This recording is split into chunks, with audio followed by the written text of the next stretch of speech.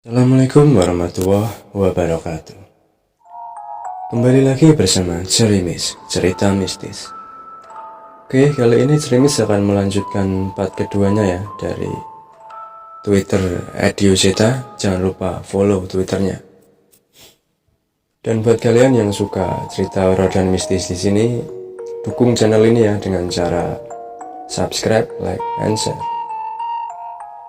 Oke, terima kasih atas supportnya. Langsung saja ke part 2-nya. Setra Gondomait part 2. Peninggalan di tengah hutan.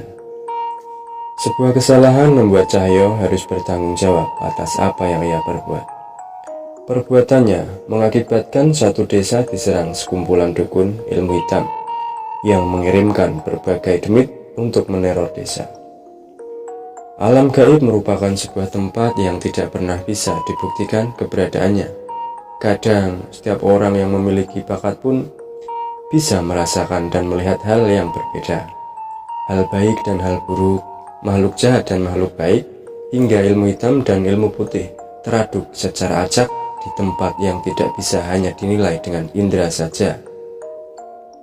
Kadang, berbagai makhluk dengan wujud di luar nalar diceritakan turun-temurun di dalam berbagai peninggalan-peninggalan. Benar atau salah, baik atau buruk, hanya akal, pikiran, dan nurani kita yang dapat menilainya.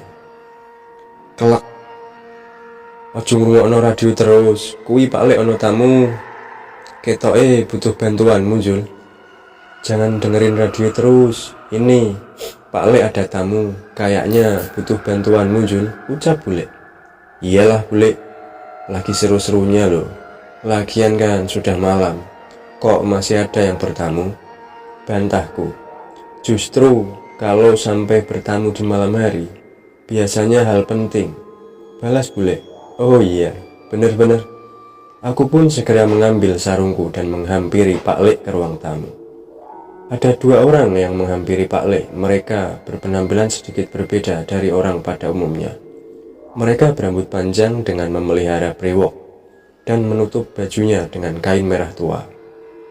Iya Pak Lek, kami benar-benar gak ngerti salah kami. Tiba-tiba saja kampung kecil kami diserang sekelompok dukun ilmu hitam, ucap salah seorang dari mereka. Kami tidak pernah menyangka akan melihat hal seperti itu. Siluman ular di atas genteng-genteng rumah sampai kobaran api yang melayang-layang di sekitar pohon desa. Tambah temannya. Pak Lek menghela napas mendengar kisah mereka. Mas-masnya sudah pernah bertemu dengan orang-orang yang mengirimkan makhluk-makhluk itu? Tanyaku yang segera nimbrung dalam perbincangan itu. Plak, sebuah pukulan dari gulungan kertas koran mendarat tepat di kepalaku. Yang sopan Jul, kenalan dulu. Perintah Pak Lek. Ngapunten mas, kula Cahyo alias Panjul, manajernya Pak Lek, ucapku. Plak, manajer gundulmu. Kedua orang itu tadi pun tersenyum melihat tingkah kami. Ia pun menyambut tanganku dan ikut memperkenalkan diri. Kulo Dumadi mas, niki konco kulo. Saya Darmojo, salam kenal mas. Mereka pun melanjutkan ceritanya. Dari cerita mereka, ada sekumpulan dukun yang menyerang desanya untuk balas dendam. Mereka memberi waktu 1 minggu untuk membawa orang yang mereka cari, atau mereka akan menyuruh makhluk kiriman mereka untuk menyerang warganya. Kalau sosok-sosok begitu, harusnya kamu bisa ngatasin kan Jul? Ucap Pak Le. Sakjane iso Pak Le, tapi kliwon kuwi lho. Sesuk wayahe adus. Sebenarnya bisa Pak Le, tapi kliwon itu loh besok waktunya mandi. Ucapku yang masih merasa malas. Lagi pula besok hari Minggu, satu-satunya hari libur. Karena Seninnya aku harus bekerja lagi di pabrik gula. Alasan wae kowe? Alasan aja kamu. Bule mengantarkan beberapa cangkir kopi untuk kami. Kami pun menikmati kopi buatan bule. Sementara Pak Lek mengingat-ingat ada janji dengan siapa besok. Yo wes mas, sesok tak ke desane sampean. Ya sudah mas, besok saya ke desa kalian. Kita coba pendekatan baik-baik dulu sama dukun-dukun itu. Siapa tahu memang salah paham, ucap Pak Lek. Wajah mereka Berdua pun terlihat senang mendengar jawaban Pak Le. Mas, memangnya siapa sih yang mereka cari sampai seniat itu membalas dendam? Tanyaku. Nggak tahu mas, salah satu yang tertua dari mereka mengatakan bahwa adiknya dihabisi oleh salah satu orang dari keluarga kami, ucap Dumadi. Dumadi bercerita, dukun itu mengaku diserang oleh seseorang dari keluarga mereka, padahal mereka sudah lama meninggalkan nama leluhur mereka dan memilih tinggal di desa terpencil di pinggir hutan. Memangnya kenapa sampai meninggalkan nama leluhur mas? Apa ada masalah serius? Tanyaku. Darmojo menoleh ke arah Dumadi. Ia seolah ragu menceritakan tentang keluarganya. Kami tidak lagi menggunakan nama keluarga kami mas. Bukannya kami tidak bangga, tapi ini semua demi menjaga martabat terah kami. Biar saja hanya anggota keluarga yang mengetahui nama keluarga kami. Pak Lek mengerti. Di era modern seperti sekarang memang sudah banyak orang yang melepas ikatannya dari nama keluarganya dan membiarkan anak-anaknya bebas memilih takdirnya sendiri. Tapi saya penasaran mas, adik dukun itu mengaku diserang oleh seseorang dari terah mas-masnya. Kalau boleh tahu, apa nama terah mas-masnya? Tanya Pak Le. Darmojo sekali lagi menoleh ke arah Dumadi seolah meminta persetujuan. Dumadi pun mengangguk. Rojo bedes Pak Le. Seketika aku menyemburkan kopi yang baru saja aku minum dari mulutku. Pak Le. Dumadi dan Darmojo pun menoleh ke arahku. Ngopo kowe Jul? Kenapa kamu Jul? Tanya Pak Le curiga. Oh, ora Pak Le, balasku. Aku aja yang berangkat Pak Le. Pak Le mengerutkan dahinya melihat perubahan keputusanku tiba-tiba. Lah, kok tiba-tiba? Aku tidak mungkin bercerita bahwa serangan kepada terah mereka dikarenakan ulahku yang mengaku sebagai terah Rojo Bedes saat pertarungan di desa Tanggul Mayit.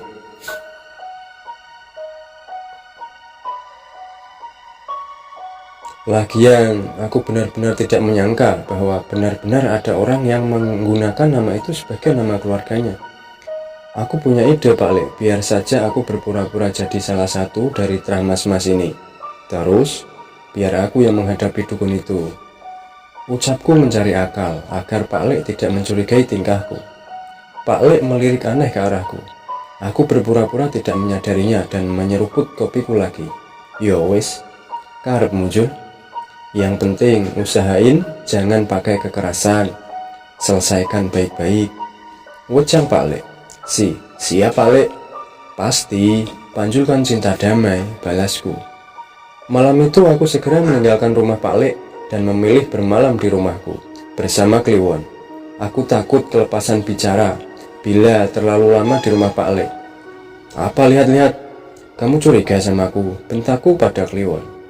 Ia melompat menjauhiku sambil tertawa meledek dari atas lemari. Aku membalas ledekannya dengan melemparkan kulit pisang yang dengan mudah dapat dihindari olehnya. Sebuah desa berdiri di sekitar aliran sungai yang berbatasan dengan hutan. Bukan desa terbelakang. Rumahnya memang didominasi rumah panggung, tapi listrik dan kendaraan bermotor sudah cukup banyak di tempat ini. Hanya aja tempat ini cukup terpencil. Aku tidak menyangka ada orang bisa betah tinggal di tempat yang jauh dari perkotaan seperti ini. Monggo mas, ini rumah saya. Mas Cahyo nanti menginap di sini aja ya. Saya tinggal sendirian kok, ucap Dumadi. Nggih, martu nuwun mas, nanti saya izin jalan-jalan dulu. Kayaknya Kliwon butuh peregangan setelah berjalan tadi, balasku. Oh, nggih mas, nikmatin aja. Sebenarnya bukan hanya Kliwon, entah mengapa aku merasa nyaman dengan desa ini. Apalagi pemandangan bukit di dekat hutan ini benar-benar menyempurnakan pemandangan pagi ini. Arep golek pangan dewi apa tak goleke? Mau nyari makan sendiri apa aku cariin? Tanyaku pada Kliwon. Mendengar perkataanku, Kliwon langsung berlari meninggalkanku. Aku menganggap ia ingin mencari makanan sendiri. Mungkin ia juga ingin menikmati pemandangan di desa ini. Sepanjang perjalanan, aku disapa oleh warga desa yang ramah. Beberapa menawarkanku untuk mampir, seolah tidak menaruh kecurigaan sama sekali terhadapku. Jelas, sangat berbeda dengan orang-orang di kota yang selalu berhati-hati dengan orang asing.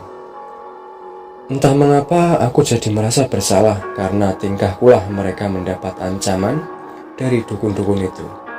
Untung saja belum ada korban di antara mereka. Seandainya ada, aku pasti akan lebih merasa bersalah. Terlihat seorang perempuan berlari terburu-buru ke arah rumah Mas Dumadi. Wajahnya seperti terlihat cemas. Tak berapa setelahnya, aku pun melihat Mas Dumadi terburu-buru mengikuti perempuan itu ke arah rumahnya dengan membawa tas Anyamai. Aku yang penasaran segera ikut menyusul ke rumah yang mereka tuju. Namun, karena perbincangannya terlalu serius, aku memilih untuk melihatnya dari jendela luar. Tiba-tiba, Mendar jadi begini mas, gak tahu kenapa. Padahal kemarin baik-baik saja, ucap perempuan itu sambil menunjukkan kondisi anaknya yang bernama Mendar pada Mas Dumadi. Wajah anak itu terlihat pucat dengan memegangi tubuhnya. Mas Dumadi memeriksa Mendar dan menemukan di kulit-kulitnya yang tertutup baju bermunculan bintik-bintik bisul yang terlihat menjijikan. Mendar habis dari mana, Bu? Kenapa bisa begini? Tanya Mas Dumadi. Ibu itu berpikir sejenak. Ia tidak menemukan ada aktivitas aneh yang dilakukan oleh anaknya Mendar. Seperti biasa, Mas. Dia cuma nyari umbi-umbian di hutan bukit. Apa ini ulah dukun itu, Mas? Balasnya. Jangan menuduh dulu, Bu. Biar saya obati dulu aja. Mudah-mudahan bisa sembuh ya. Balas Mas Dumadi. Rupanya Mas Dumadi juga cukup bijak, walaupun diancam sedemikian rupa oleh dukun-dukun itu. Ia masih tidak berpikir buruk. Sayangnya, walau bukan ulah dukun-dukun itu, tapi penyakit yang dialami Mendar bukanlah luka medis. Sedari tadi aku juga melihat sosok makhluk kurus berbulu, bertangan panjang dengan mata besar yang merayap di langit-langit di atas rumah. Lidahnya begitu panjang dan sesekali menjilati bagian tubuh Mendar. Sebenarnya aku ingin masuk dan segera mengusir sosok makhluk yang mengikuti Mendar itu. Tapi, aku menahan niatku sebentar, karena penasaran dengan teknik pengobatan Mas Dumadi. Ia mencampur beberapa rempah-rempah yang baunya menyengat. Aku yang berada di luar pun sampai menutup hidung untuk menahan baunya. Rempah itu ditumbuk sambil membacakan sebuah mantra yang mengalun seperti alunan lagu Jawa. Mendar, kalau sakit ditahan ya, saya obatin dulu, izin Mas Dumadi. Mas Dumadi mengoleskan ramuan itu pada kulit Mendar. Seluruh kulit Mendar hingga seluruh tubuhnya berwarna kuning. Sungguh, cara pengobatan yang aneh. Awalnya aku meragukan apa yang dilakukan oleh Mas Dumadi. Namun, saat melihat apa yang terjadi setelahnya, aku pun berubah pikiran.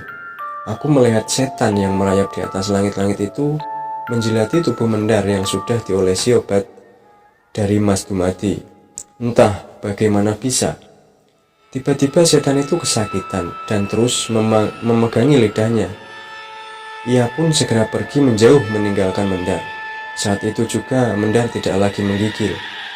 Ini diolesin terus sampai habis ya Bu. Kalau bisulnya mulai kering baru boleh mandi. Jelas Mas Dumadi. Aku menggelengkan kepalaku, ini pengalaman baru. Untukku di mana luka-luka gaib bisa disembuhkan hanya dengan seperti itu.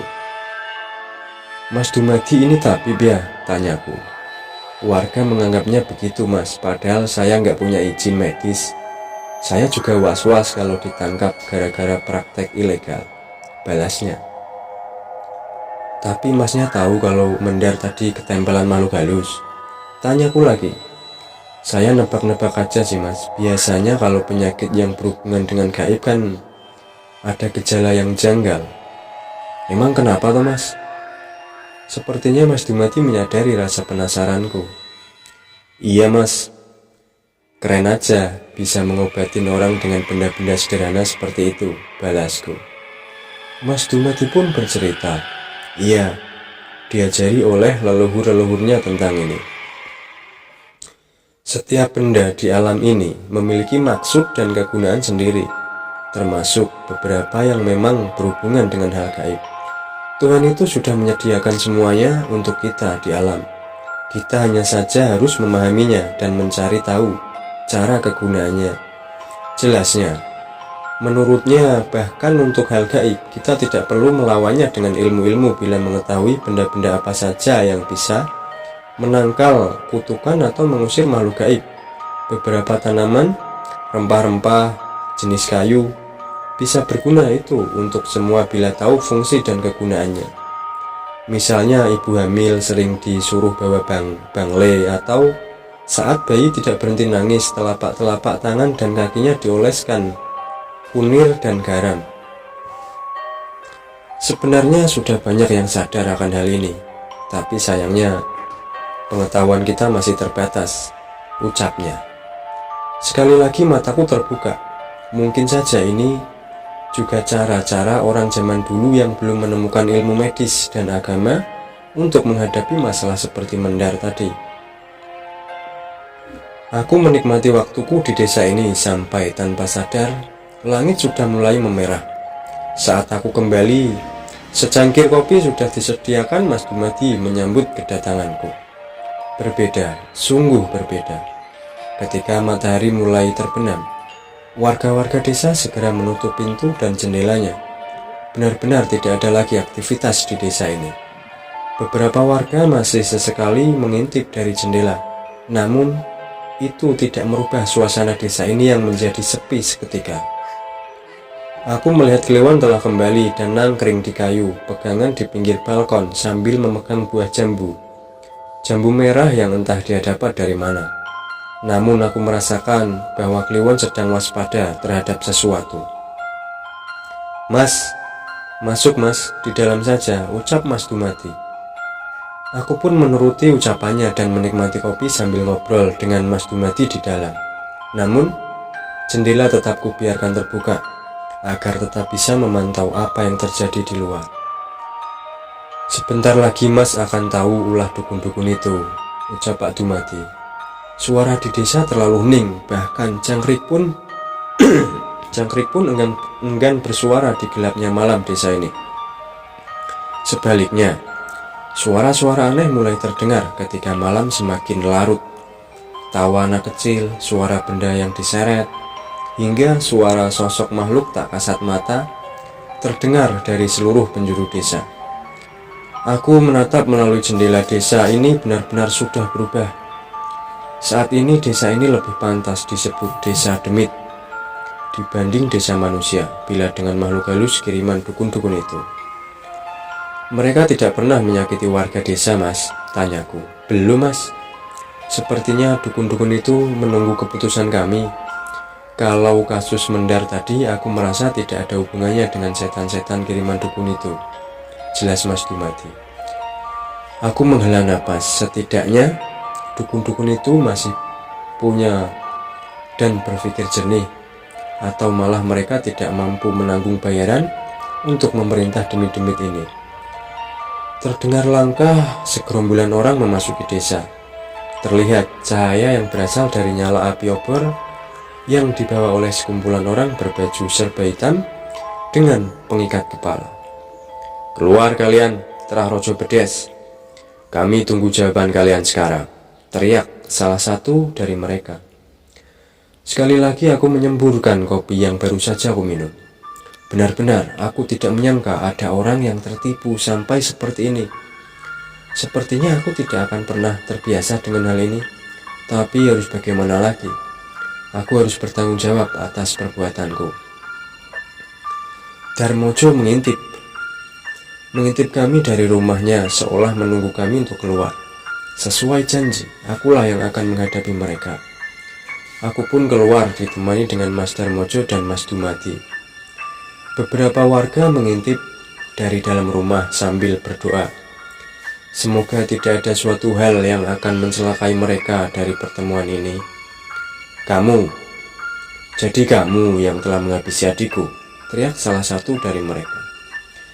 Aku perhatikan wajah orang itu. Memang secara sekilas wajahnya mirip dengan dukun yang kutemui di desa Tanggul Mayit dulu. "Sudahlah mbah, kita bicarakan baik-baik saja. Tidak baik menyimpan dendam. Aku berusaha untuk menyelesaikan ini secara baik-baik. Tidak bisa, nyawa dibalas nyawa, ucap dukun itu sambil menunjuk ke arahku. Belum sempat menghampiriku, aku melemparkan beberapa benda tepat di hadapannya. Apa itu mas? Tanya Mas Dumadi. Enggak mas, cuma ngembaliin kepunyaan mereka, balasku. Dukun itu melotot melihat benda-benda yang kulemparkan tepat di hadapannya. Lipatan kertas berisi raja, beberapa benda kuningan berbentuk ular, bungkusan kafan kecil berisi tanah. Itu semua adalah benda yang mereka gunakan untuk mengirimkan makhluk-makhluk yang meneror desa ini. Sudah mbah, saya menghargai mbah yang tidak melukai warga desa. Jadi lebih baik kita sudahi saja daripada benda ini saya kembalikan ke rumah mbahnya, ucapku. Dukun itu terlihat gentar, sepertinya ia tidak menyangka bahwa aku bisa menemukan ini semua. Tidak bisa, kalian telah terkutuk. Kalau bukan karena kalian, adikku tidak akan mati, ucapnya. Telah terkutuk? Enak saja, justru kalian yang mengabdi pada Trah Brotowongsolah yang telah menjual jiwa kalian pada iblis. Jangan asal bicara, balasku. Saat itu Mas Dumadi dan Mas Darmojo menatap bersamaan ke arahku. Mas Cahyo, kok bisa tahu mereka dari Trah Brotowongso? Tanya mereka bingung. Seketika aku panik. Itu Pak Lek yang cerita. Dia sudah nyari tahu duluan pakai ilmunya tentang dukun-dukun ini, balasku. Gusti, maafin saya berbohong Gusti, ini demi kebaikan bersama, ucapku dalam hati. Mas Dumadi dan Mas Darmojo pun mengangguk menerima alasanku.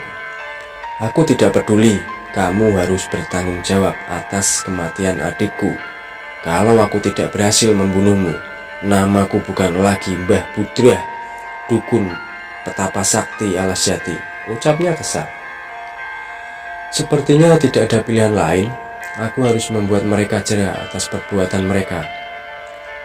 Sayang sekali setelah kematian Brotowongso seharusnya mereka punya kesempatan untuk bertobat. Belum sempat menerima serangan mereka, tiba-tiba terdengar suara dentuman dari arah bukit belakang hutan. Saat itu juga suara burung beterbangan keluar dari dalam hutan. Perasaannya aneh menyelimutiku saat ini. Mas, suara apa itu mas? Tanyaku pada Mas Dumadi. Nggak tahu mas, saya baru pertama kali mendengar suara seperti itu, balasnya. Bocah, jangan alihkan pandanganmu. Urusan kita belum selesai, ucap Mbah Budra. Aku berlari mendekati ke arah bukit. Benar-benar ada hawa mengerikan muncul dari arah sana dan satu lagi. Aku merasakan banyak sosok mendekat ke arah desa. Mas Dumadi, itu monyet putih, ucap Darmojo yang menunjuk pada sosok monyet putih yang masuk ke arah desa bersama beberapa kawannya. Wajah Mas Dumadi terlihat pucat. Sepertinya monyet putih itu bukan monyet biasa. Apa ini maksudnya mas? Tanyaku. Monyet putih mas, menurut kepercayaan leluhurku, saat monyet putih ini turun dari kediamannya, akan terjadi sesuatu hal besar. Mungkin saja bencana, jelasnya. Berarti firasatku benar. Kliwon berinisiatif menghampiri monyet putih itu. Seketika monyet putih itu waspada dengan Kliwon, seolah sadar siapa sosok Kliwon sebenarnya. Namun itu hanya beberapa saat. Mereka seolah berkomunikasi setelahnya. Benar saja, tak beberapa lama muncul angin dingin dari arah bukit. Tak lama setelahnya muncul makhluk yang melayang-layang dari arah sana. Setan! Itu setan mas! Teriak Darmojo sambil menunjuk ke arah sosok makhluk putih yang melayang-layang di atas desa. Dari arah bukit terdengar suara beberapa auman makhluk yang semakin jelas terdengar. Aku pun berlari ke arah hutan di perbatasan bukit. Lebih mengerikan lagi, puluhan makhluk menyerupai mayat hidup bergerak menuju desa. Mas Dumadi, ungsikan warga, teriakku. Jangan kabur, urusan kita belum selesai. Mbah Budra mencoba menahanku. Sudah lah Mbah, ini masalah lebih besar. Urusin dulu setan-setan itu. Kalau warga sudah selamat, baru kita selesaiin urusan kita, ucapku. Mbah Budra pun melihat sekeliling. Ia tahu demit-demit alas ini bukan makhluk biasa. Ada sosok di belakangnya yang tidak bisa ia hadapi. Mas Darmojo, sebenarnya ada apa di atas bukit itu? Tanyaku. Ia mencoba mengingat sesuatu sampai akhirnya menemukan sesuatu yang bisa diceritakan kepadaku. Setahu saya, tidak ada sesuatu yang penting, Mas. Tapi ada bekas reruntuhan di sana. Saya tidak tahu itu apa. Dan selama ini memang tidak ada kejadian apa-apa, jelasnya. Reruntuhan? Reruntuhan apa? Tanyaku. Menurut cerita turun-temurun, tempat itu dulu digunakan untuk bersemayam roh-roh manusia dengan roh-roh leluhurnya. Belepotan kurang ajar. Namun semenjak kepercayaan semakin berkembang, tempat itu pun dipindahkan dan di sini hanya tersisa petilasan-petilasannya aja. Jelas Darmojo. Bila ucapan Mas Darmojo ini benar, seharusnya tidak ada masalah dengan reruntuhan itu. Aku bisa saja menghadapi makhluk ini dan mengamankan warga desa. Namun, aku merasakan ada yang lebih berbahaya di atas sana. Mbak Budra, tolongin warga desa dulu ya. Saya naik ke atas dulu. Ada yang lebih gawat. Perintahku pada Mbah Budra. Kok jadi begini? Tenang aja Mbah, aku gak bakal kabur. Nyuwun tulung ya Mbah, teriakku yang segera mengajak Kliwon berlari ke hutan. Mbah Budra yang merasa bingung memerintahkan anak buahnya untuk menjaga desa selama warga dievakuasi. Monyet putih itu mengikuti dari belakang. Darmojo pun menemaniku menuju tempat reruntuhan yang menyerupai bekas batuan candi yang tertumpuk. Ada sebuah altar batu di sana yang kurasa digunakan untuk memberikan persembahan oleh orang-orang zaman dulu. Kliwon melompat ke bahuku dan menatap ke satu arah. Wajahnya benar-benar mengerikan, seolah mengancam sosok makhluk yang ada di sana. Ular, itu ular yang sangat besar. Besarnya mungkin bisa sebesar desa Mas Dumadi tadi. Aku tidak pernah menyangka akan melihat makhluk seperti ini. Ada apa Mas? Mas melihat apa? Tanya Darmojo yang tidak dapat melihat sosok ini. Namun ia merasa panik ketika ada beberapa pohon runtuh dan mendengar suara mendesis yang memekakan telinga. Mas Darmojo, saat ada kesempatan, segera tinggalkan tempat ini sejauh mungkin. Ini bencana, balasku. Darmojo pun menelan ludah. Walau tidak dapat melihat sosok ini, ia merasakan dengan jelas rasa mencekam yang ada di sekitarnya. Aku pun membaca doa untuk melindungi diri dan mendekat ke arah sosok itu. Sialnya, ternyata makhluk ini sudah mendapatkan banyak mangsanya. Di mulutnya terlihat sukma-sukma manusia yang pernah diminta ilmu darinya. Di mulutnya terlihat sukma-sukma manusia yang pernah meminta ilmu darinya. Menyadari kehadiranku, ular besar itu menatapku dan berpaling begitu saja, seolah tidak menganggapku sebuah ancaman. Sebaliknya, ia seperti melanjutkan niatnya untuk turun ke arah desa.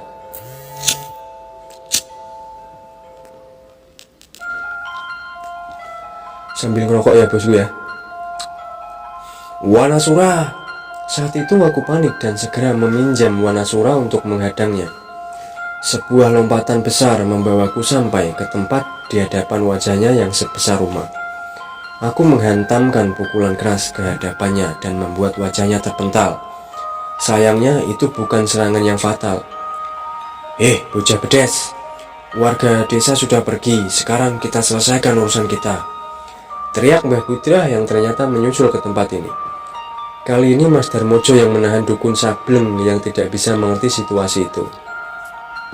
Wes Mbah, nanti dulu biar Mas Sahyo ngurusin itu dulu, ucap Mas Darmojo. Saat menoleh ke arah ular itu, tiba-tiba Mbah Budra tertunduk. Itu apa? Gak mungkin ada makhluk seperti itu. Buto pun tidak sebesar itu. Nyali Mbah Budra ciut seketika. Ular itu tidak terima dengan seranganku. Ia memanggil dua sosok patihnya yang berwujud ular berbadan manusia. Namun sebelum ia menyerangku, Kliwon menerjang kedua makhluk itu hingga terpental. Kekuatan kedua patih ulo itu bukanlah tandingan Wanasura. Seolah merasa terancam, ular raksasa itu mengangkat tubuhnya dan mencoba menelanku. Beberapa sukma manusia berjatuhan dari mulutnya ketika ia menelanku. Ketika ia akan menelanku. Itu benar-benar membuatku geram. Mengetahui serangan itu, Kliwon menghampiriku. Ia memukul kepala ular itu hingga terjatuh. Dan aku melompat setinggi-tingginya untuk menghantamkan pukulan sekuat tenaga di kepalanya. Seketika ular itu terkapar. Saat itulah kabut hitam mulai menyelimuti tempat ini.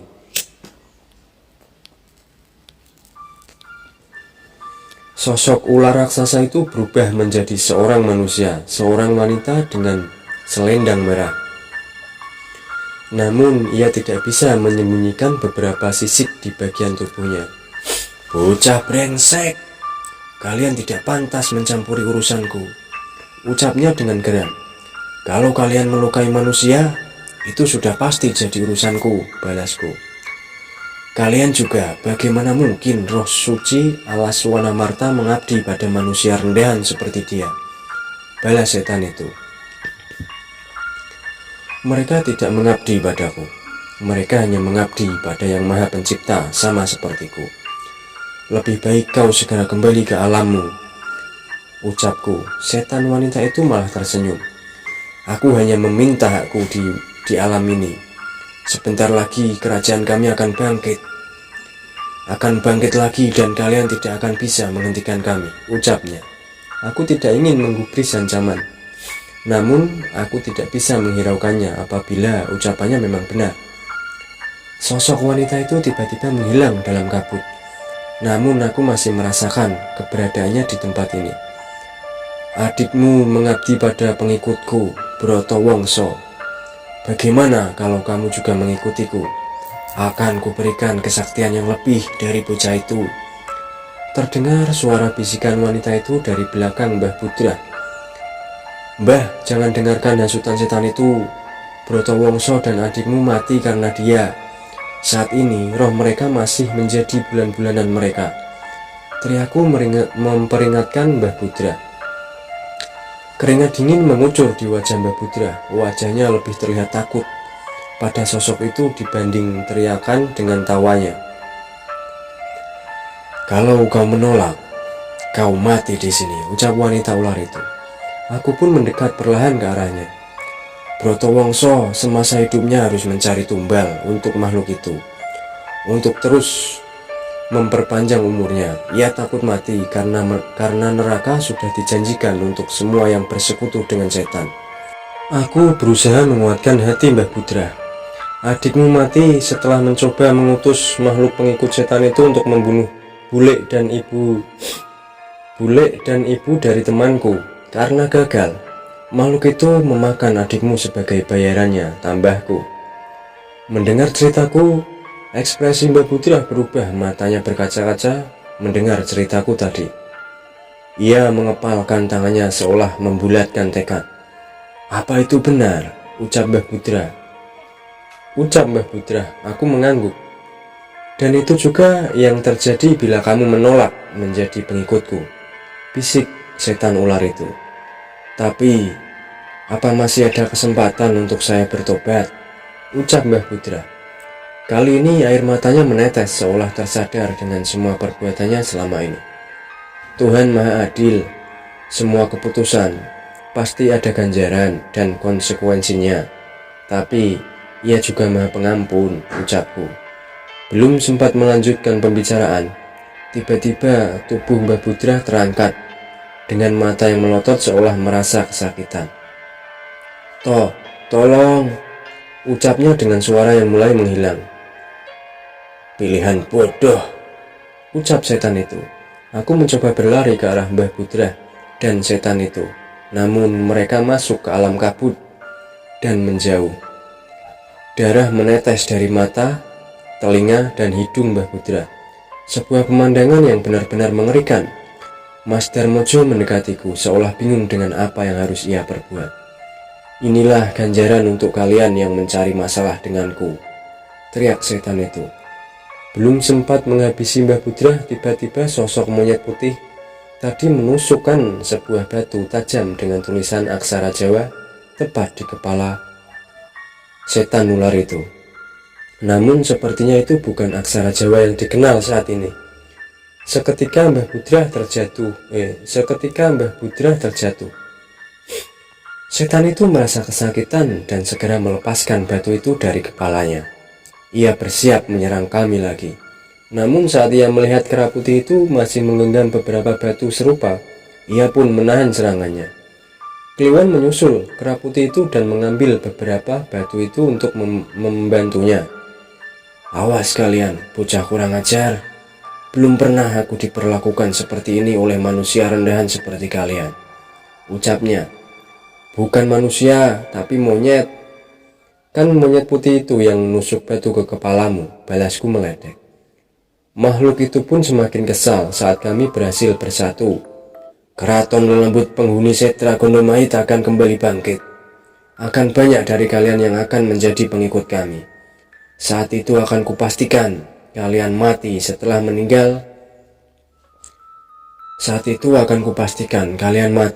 meninggalkan Tuhan kalian, ucapnya. Setra Gondomait, aku pernah mendengar tentang nama itu di kisah pewayangan Purwakala. Tapi apa benar tempat itu memang pernah ada? Setelah mengancam kami, kabut hitam menyelimuti hutan ini dengan pekat untuk sekejap. Saat kabut itu menghilang, makhluk itu tidak lagi terlihat di hadapan kami. Aku pun mulai tenang. Saat tidak lagi merasakan sosok-sosok yang ada di sekitar kami, Darmojo berinisiatif menolong Mbah Budra yang terlihat lemah. Sepertinya setelah kejadian tadi, Darmojo tidak bisa menganggap Mbah Budra sebagai musuhnya lagi. Kliwon memintaku mengikutinya. Kera putih itu menuju reruntuhan dengan membawa batu-batu yang tadi ia bawa. Ada sebuah batu di celah reruntuhan yang menunjukkan relief sebuah perjalanan manusia setelah mati menuju kayangan. Sepertinya ini adalah kepercayaan penduduk ini zaman dulu. Namun di sisi lain terlihat juga sebuah relief yang menunjukkan di mana roh manusia berkumpul, dan di sana terdapat sosok-sosok dedemit yang tidak pernah kulihat wujudnya. Bukan pocong, kuntilanak, dan makhluk yang sering berkeliaran saat ini, melainkan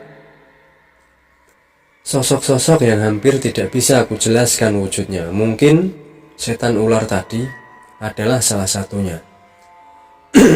Aku membawa pecahan-pecahan batu tajam yang dibawa monyet putih tadi. Mungkin saja ini adalah aksara Devanagari murni. Semoga saja Pak Lik bisa membacanya dan memberi petunjuk untuk masalah ini. Monyet putih itu tetap tinggal di reruntuhan, sementara kami kembali ke desa. Mungkin ia punya tugasnya sendiri di sana. Jangan berpikir Setra Gondomait itu tempat mengerikan. Dulu tempat itu dipercaya sebagai titik-titik awal saat roh manusia yang telah meninggal mencari ketenangan, ucap Pak Lik melalui telepon. Terus kenapa setan ular itu mengaku berasal dari sana, Pak Lik? Tanyaku. Saat itu bangsa Dedemit mempunyai struktur kerajaan sendiri. Mereka memang punya tugas untuk menghukum manusia yang berpaling dari Tuhannya. Tapi ternyata tidak sesederhana itu. Kalau Pak Lik bahas lewat telepon, Pak Lik bisa jual kambing cuma buat bayar pulsa.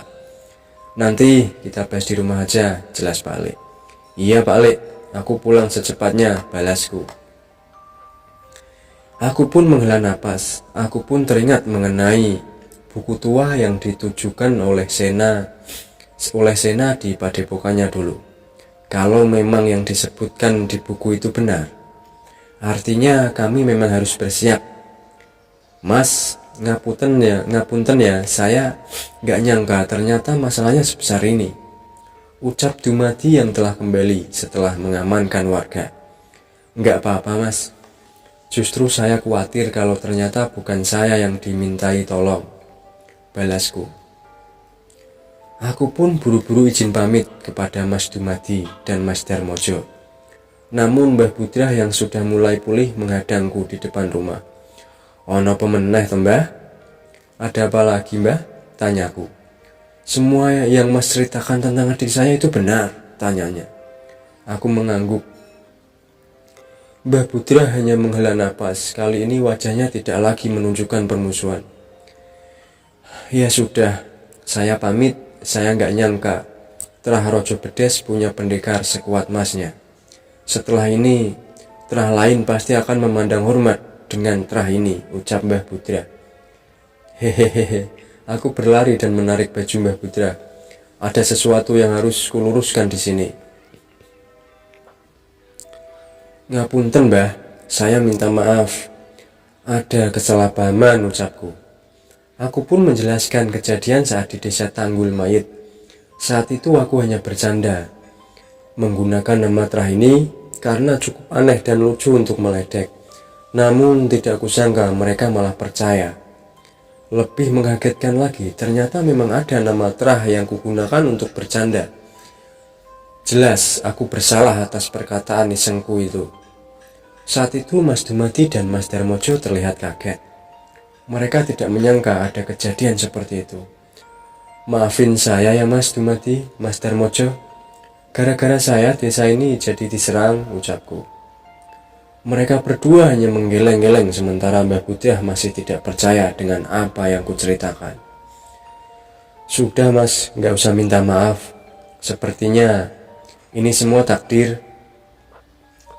Kalau nggak begitu, Mas Cahyo nggak bakal datang ke tempat ini menghadapi setan itu, ucap Darmojo. Dan kalau tidak bertemu Mas Cahyo, mata saya tidak akan terbuka untuk memilih jalan yang benar, ucap Mbah Budrah. Syukurlah dosaku berakhir dengan baik. Mungkin setelah ini aku harus memikirkan perkataanku sebelum menggunakannya untuk bercanda. Mas Darmojo menepuk pundak kiriku dan Mas Dumadi menepuk pundak kananku sebagai rasa terima kasih.